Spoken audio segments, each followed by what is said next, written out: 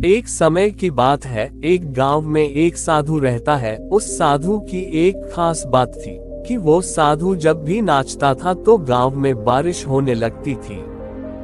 गांव वालों को जब भी बारिश की जरूरत होती थी, वो उस साधु के पास जाकर उससे विनती करते कि दया करके आप नाचना शुरू कर दे।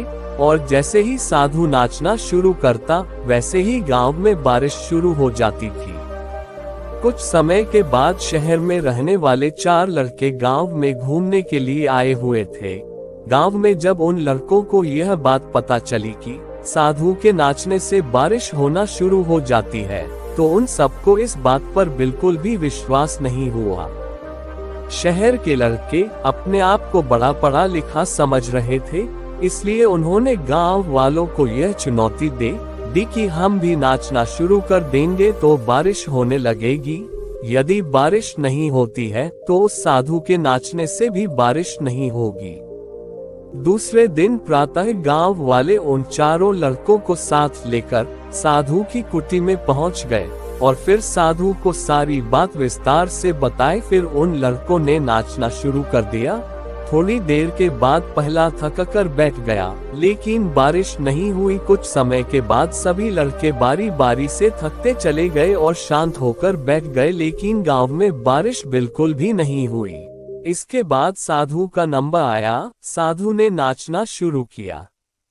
1 घंटा बीत गया, लेकिन बारिश नहीं हुई।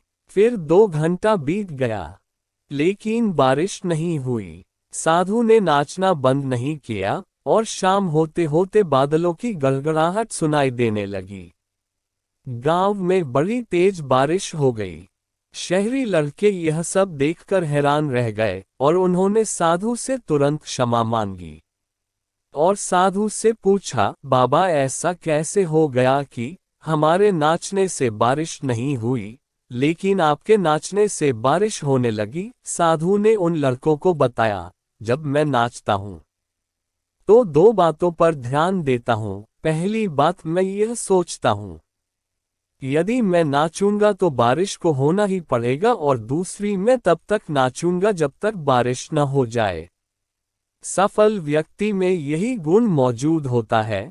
वो जिस काम को करते हैं उन्हें सफल होने पर पूरा विश्वास होता है, और वो तब तक उस काम को करते हैं जब तक वो उसमें सफल नहीं हो जाते हैं। यदि आपको भी किसी काम में सफलता हासिल करनी है तो आपके अंदर भी साधु वाला गुण होना चाहिए।